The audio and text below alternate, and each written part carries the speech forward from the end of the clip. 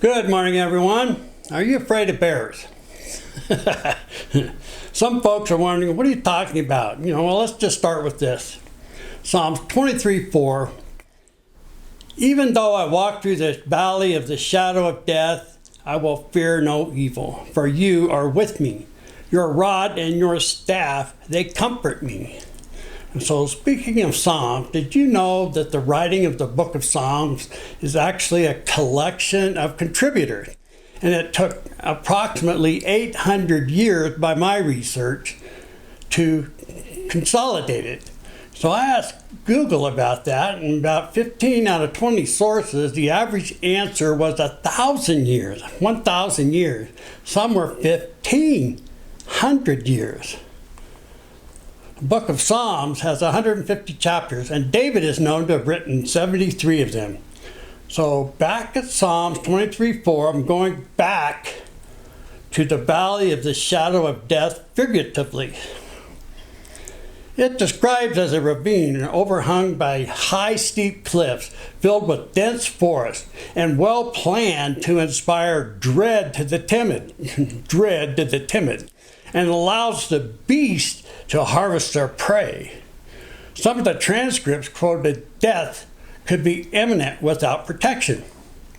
In this particular valley, there were dense forests along with luscious meadows for the livestock, aka sheep, to graze on. At that time, David, there was creatures in the valley that were all too real and dangerous and fearful.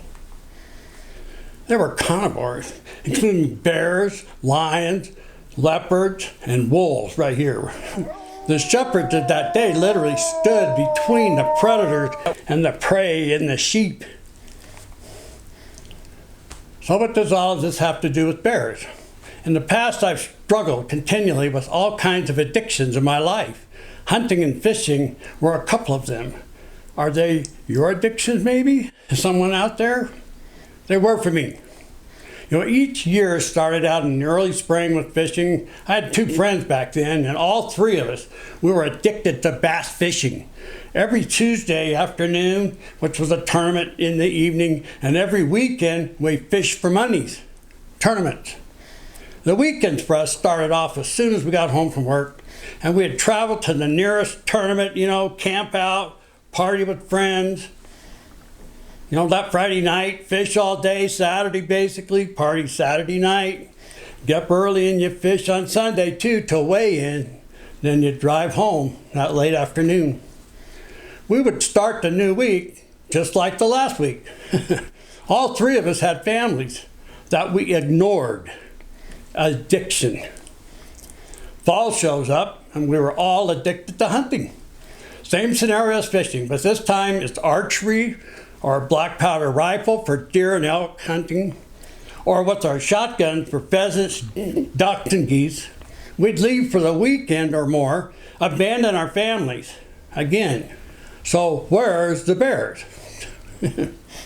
Cottonwood Lakes, near Buena Vista, Colorado. I was 8 or 9, camping with my parents, and we were all in bed in the middle of the night. We heard all this screaming and people yelling. And it was scary. My dad grabbed a flashlight, left my mom, myself, and the dog in a camper trailer and said, "You stay in this camper, you do not leave."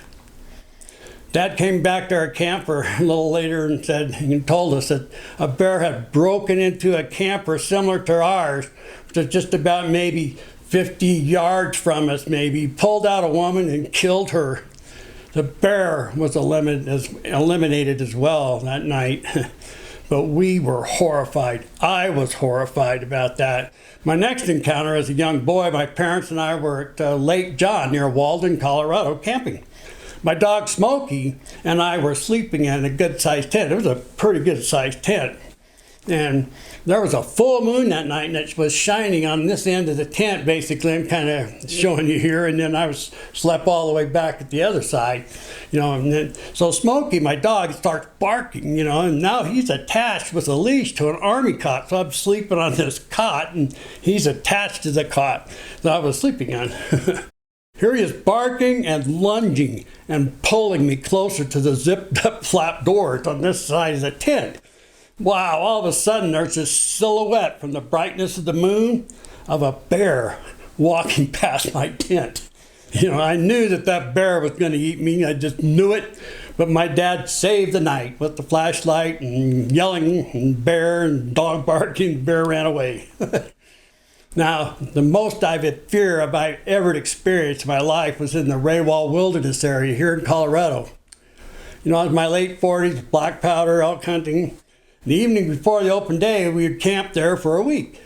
And we all set out early that morning in different directions just to get deeper in the woods in the twilight to get ready to hunt. Just as I got to my area, a thumbnail of light kind of hit upon this ridge to my left, and there was a small herd of elk grazing on the grass. Have you ever been to the Raywalls? It's very dense. The forest is just dense. My license was for a bull elk, and it was hard to distinguish the differences through the trees. So it was really hard to tell. So they started to kind of walk off, and I followed them, and I was still tracking them, in their steps and stuff, and then I followed them, and then I lost them. I had no idea where they went. Now I must admit that I had a little bit too much Jameson whiskey the night before. I'm kind of altering my mind maybe, but now I'm in the small valley, a valley of shadows everywhere. Next, I saw where a large animal slept in the willow weeds right there in the weeds. Just lying there. It's a boy that kind of looked like a bear in a way, but, then just a few yards away, I just happened to see that there was some fresh fecal matter near me, and it was definitely from a bear. Boy, my biggest fear is in the shadows waiting to have me for an early lunch. Bon appetit on me. I was walking quietly as fast as I could to get out of that valley and just to get out of that area in fear of imminent death. I was in fear. I finally got to the edge of that small valley, where I could see, guess what? More trees. No human, no buildings, no cars, just trees. The next thing I realized, I was lost. I had no idea where I was at. I had no idea. So many parables here right now in this.